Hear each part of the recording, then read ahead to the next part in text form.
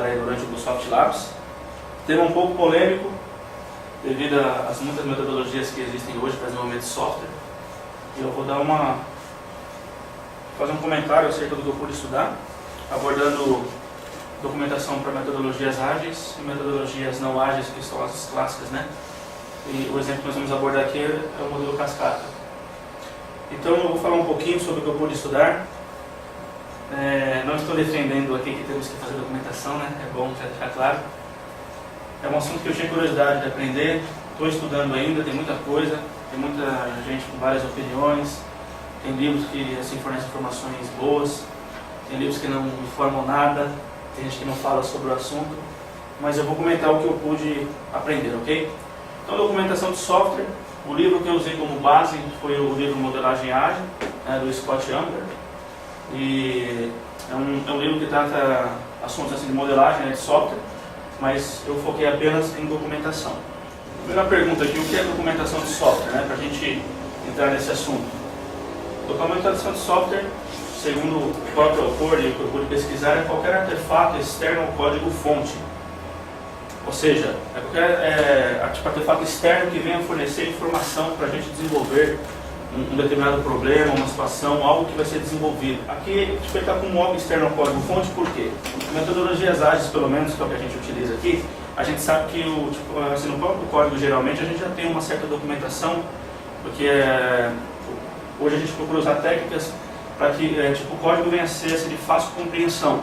Por exemplo, com métodos que tem, na verdade, assim, a nomenclatura, que já diz o que aquele determinado método faz.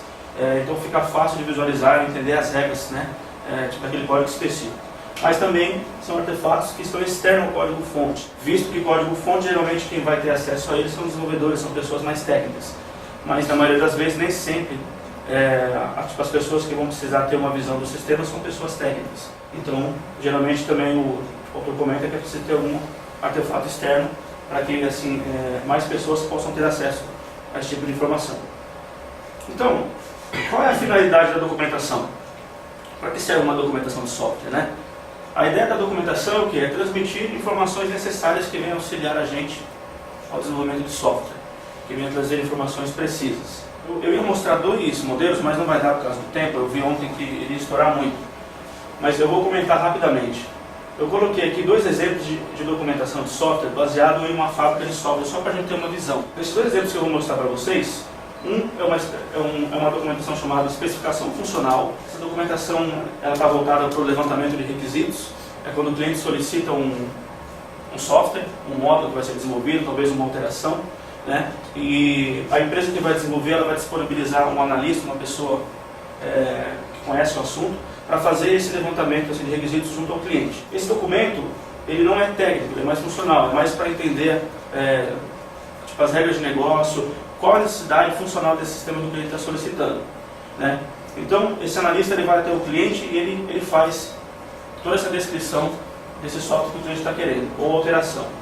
Baseado nessa informação é criado um segundo documento, que é chamado de especificação técnica. Então, ou seja, um depende do outro.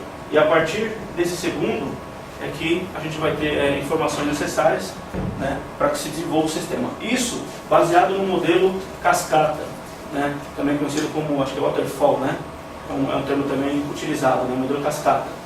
Então, eu peguei exemplo aqui dessa fábrica de software, é uma empresa mesmo real, e eles utilizam esse modelo cascata. Então, só para a gente entender aqui, nesse modelo aqui, por exemplo, esse exemplo que eu peguei, que eu pude analisar, é um documento que contém 15 páginas descrevendo uma alteração de um sistema, com todos os detalhes, mostra a situação atual do sistema, o que vai ser alterado, as pessoas que estão envolvidas no processo. Então são um documento bem detalhado, muito detalhado mesmo, e com uma alteração pequena.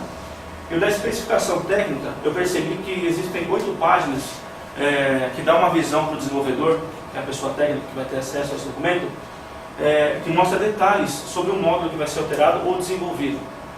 Estrutura, tabelas, quais tabelas são utilizadas. Então, são informações técnicas mesmo, informações de banco de dados.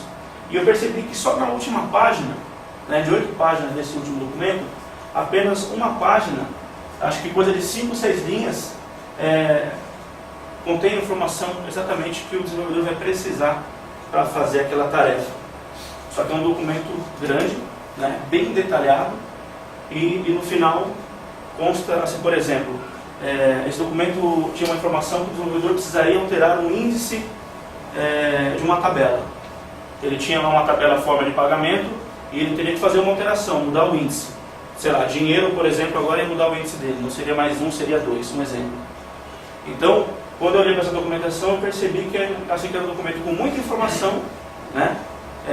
Interessante, porque bem detalhado, porém, a alteração era simples, né? E por que eu estou mostrando esses dois modelos para vocês? Para vocês entenderem que, quando você fala de documentação no modelo Cascata, pelo que eu pude estudar, né, eu percebi que é bom ter essa informação, né, mas são informações bem detalhadas. Então, para você fazer um tipo de documentação assim, dessa forma, você vai ter um preço para isso, que é o que a gente vai comentar. Olhando para essa documentação, qualquer desenvolvedor, se tivesse uma documentação dessa na mão pronta, né, ele poderia falar, pô, é fácil para mim, né? Eu já tenho tudo mastigado, já tenho tudo detalhado, eu não preciso pensar numa estrutura, eu não preciso pensar, saber dizer em nada, porque o analista já fez todo esse trabalho para mim. Ele já se preocupou com tudo isso, ele conhece a estrutura, e o desenvolvedor teria que se preocupar apenas em quê? Em desenvolver, codificar, né?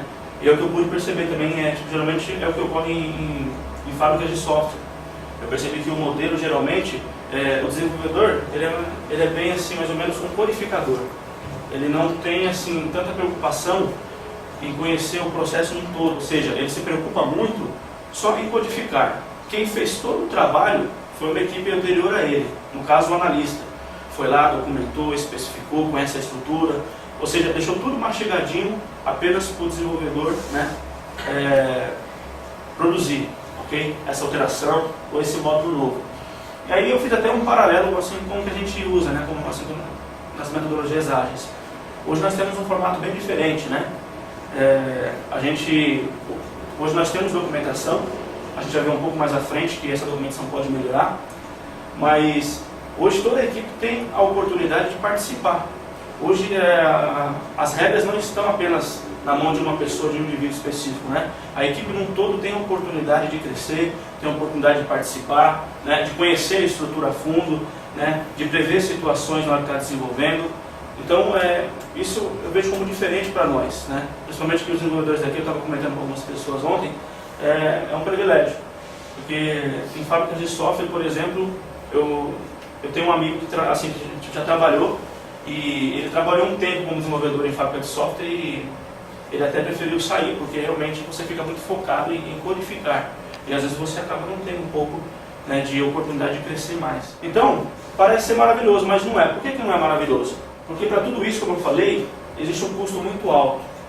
Para você fazer uma documentação desse tipo, você vai ter um tempo que você vai ter que gastar documentando, você vai ter que assim, fazer todo um planejamento antes de desenvolver o software, né? Então, a ideia das fábricas de software, pelo que eu pude perceber, não se inicia desenvolvendo software, né? É feito todo um trabalho, a princípio, de documentação. Eles documentam muito no início e só entregam o software no final da iteração, né? Então isso é muito custoso. Por quê? Geralmente fábricas de software trabalham com o recurso que é dado pelo cliente, que é ele que vai bancar o projeto, né? Geralmente fábrica de software, os profissionais ganham por hora, né? A própria empresa que está solicitando o software também vai cobrar por hora, né? Aliás, vai pagar por hora. E em documentação se gasta muito para você fazer um trabalho desse, muito detalhado, né? Não é errado ter documentação, porém é um processo custoso, né? Você vai gastar muito tempo fazendo uma documentação que, conforme o autor mesmo comenta no livro, uma documentação que pode sofrer alteração durante o desenvolvimento, né? E aí você pode ter um trabalho maior, que é depois assim, que você percebeu que teve alteração, você vai ter que dar manutenção a essa documentação, o que acaba gerando mais recursos, gastando mais horas do projeto e acaba gastando recursos do cliente. Então, daqueles dois exemplos que eu dei de documentação, só para vocês verem como é custoso o negócio, primeiro, um analista ele vai até o cliente levantar as especificações, que é aquele modelo especificação funcional que eu mostrei para vocês. Depois que ele levanta essas especificações com o cliente, ele pega essas informações, e cria um documento de especificação funcional, que é o modelo próprio que eu mostrei.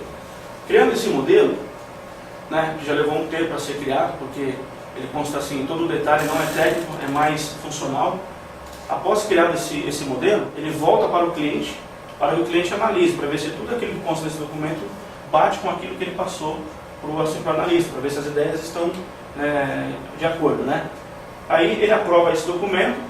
Após aprovado, o analista vai desenvolver aquele segundo documento que eu mostrei para vocês, que é a especificação técnica.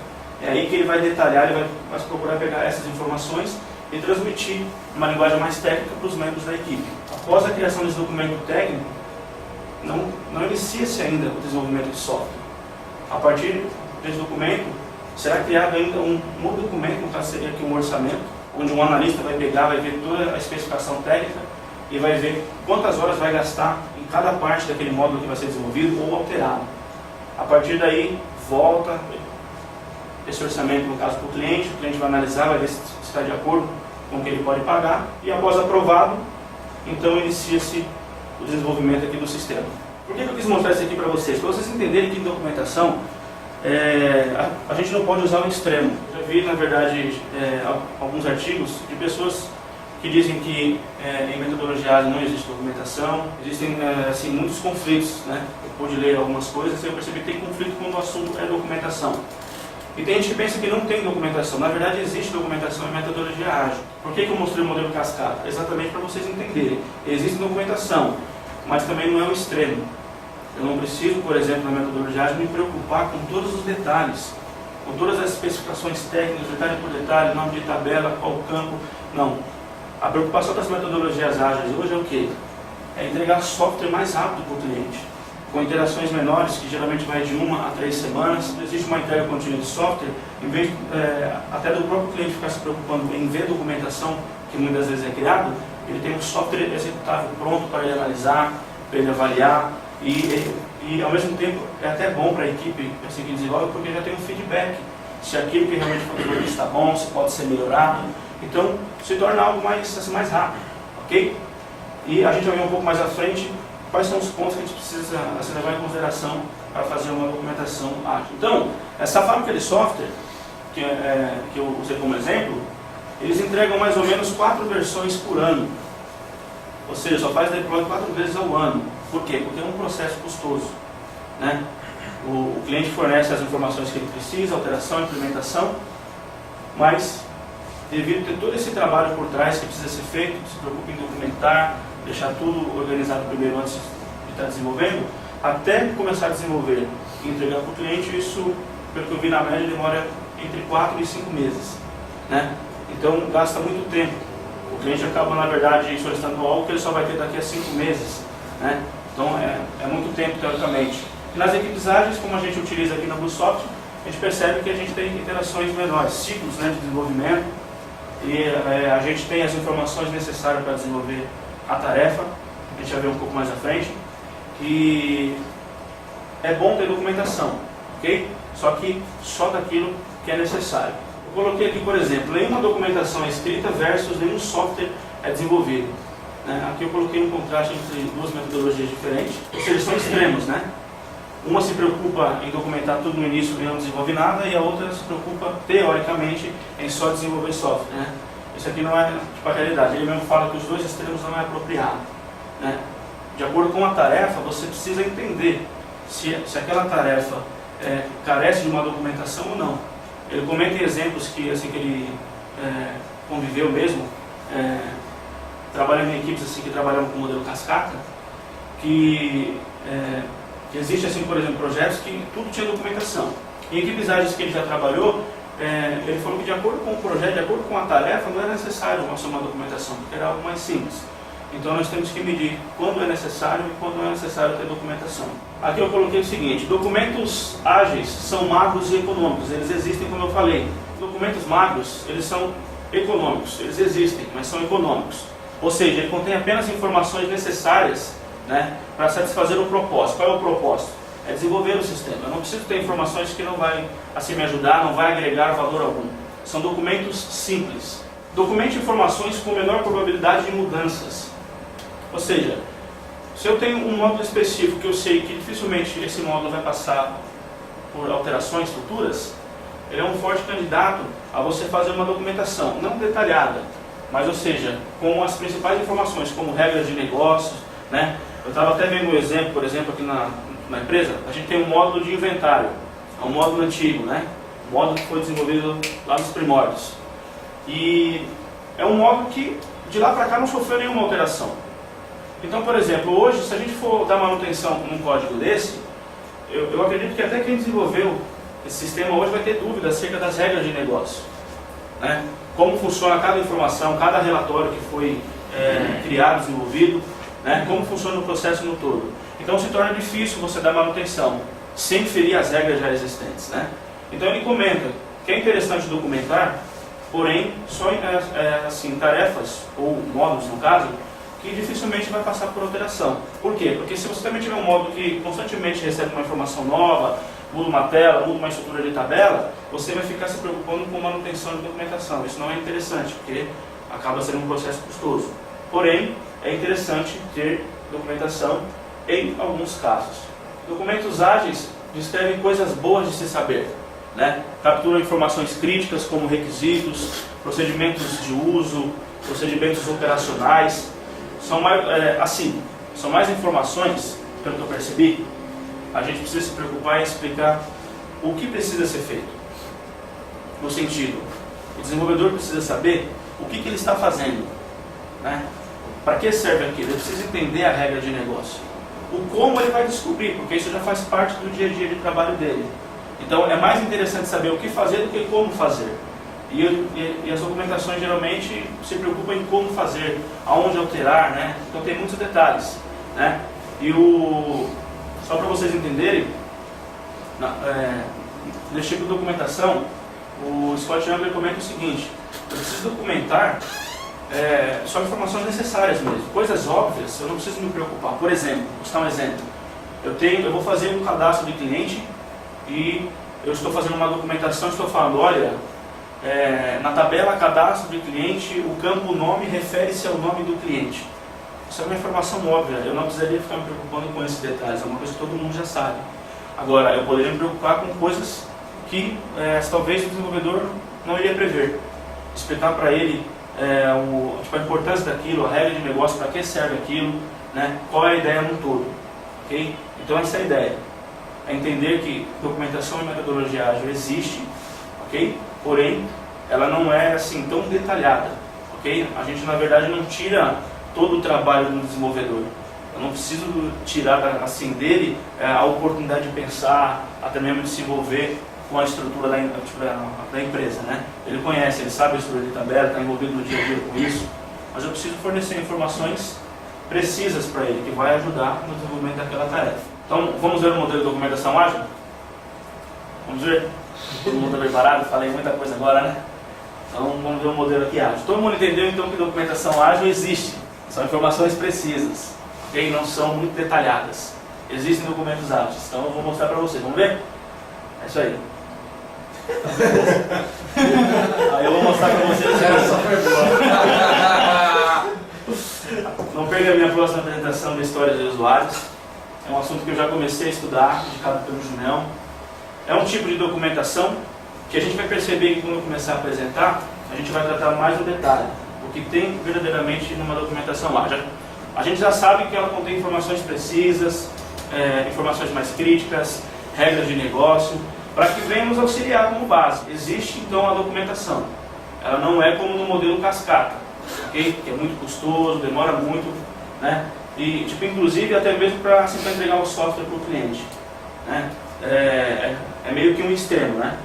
Mas então eu estou estudando esse assunto agora e para dar continuidade nesse trabalho a gente vai ver essa documentação na minha próxima apresentação e a gente vai ver como é que é feito, quais são os pontos que a gente deve considerar ao fazer histórias do usuário. Ok, obrigado, pessoal.